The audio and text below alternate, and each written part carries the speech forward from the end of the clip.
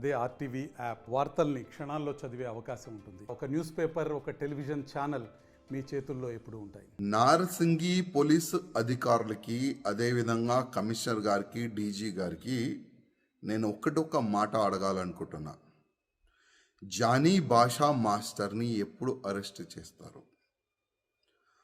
ఒక మహిళకి ఆయన ఏ విధంగా టార్చర్ చేసిండు, ఆమె జూనియర్ కోరియోగ్రఫీకి ఏ విధంగా ఆయన ఇబ్బంది పెట్టిండు, ఇవాళ తెలంగాణ ఆంధ్ర ప్రజలు పోలీస్ వైపు చూస్తున్నారు. ఎప్పుడు ఆ దొంగకి, ఆ లవ్ జిహాదీకి ఎప్పుడు అరెస్ట్ చేసి నిజాలు బయట పెడతారని తెలంగాణ ఆంధ్ర ప్రజలు ఎదురు చూస్తున్నారు. అదేవిధంగా నేను పోలీస్ అధికారులకి రిక్వెస్ట్ చేస్తున్నా, ఇవాళ లేకపోతే రేపు ఆయన అరెస్ట్ అయిన తర్వాత ఈ ఒక్క అమ్మాయి నుంచి కాదు, ఇంకా ఎన్ని అమ్మాయిలకి నా ఇబ్బంది పెట్టిండు, ఎన్ని అమ్మాయిలకి కన్వర్ట్ అయిపోండి అని ఆఫర్ ఇచ్చిండు, అది కూడా ప్రజలు ముందు పెట్టాలని నేను పోలీస్ అధికారులకి రిక్వెస్ట్ చేస్తున్నా.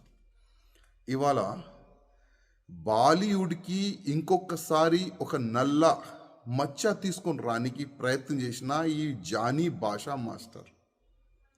ఇట్లాంటి చాలా మంది ఉండొచ్చు, ఇంతకుముందు ఉన్నారు కూడా.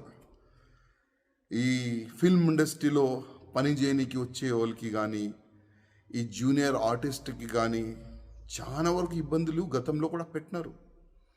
కానీ నేను బాలీవుడ్ ప్యానల్కి, బాలీవుడ్ ఇండస్ట్రీ అధికారులకి మరీ రిక్వెస్ట్ చేస్తున్నా, కొద్దిగా మన బాలీవుడ్ని క్లీన్ చేయడానికి కొద్దిగా మీరు స్టిక్ ఉండాలి.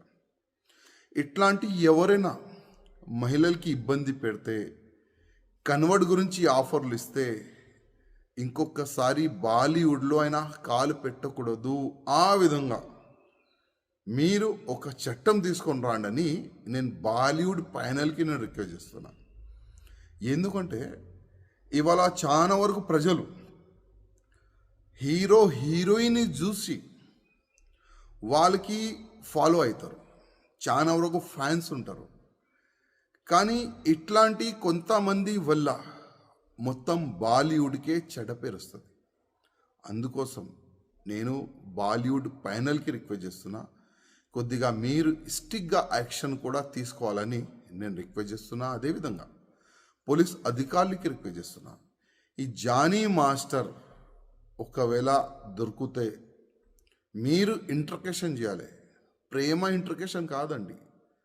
ఏ విధంగా ఒక దొంగకి, ఒక రౌడీ చేసేవాడికి, ఒక మర్డర్ చేసేవాడికి ఏ విధంగా మీరు అది ట్రీట్మెంట్ చేస్తారు కదా, ఆ విధంగా ఈ జానీ భాషా మాస్టర్కు కూడా ట్రీట్మెంట్ మంచి చేయాలి, మంచిగా పనిష్మెంట్ ఇవ్వాలి, నిజాలు బయటికి తీసుకుని రావాలని నేను పోలీస్ అధికారులు కూడా రిక్వెస్ట్ చేస్తున్నా.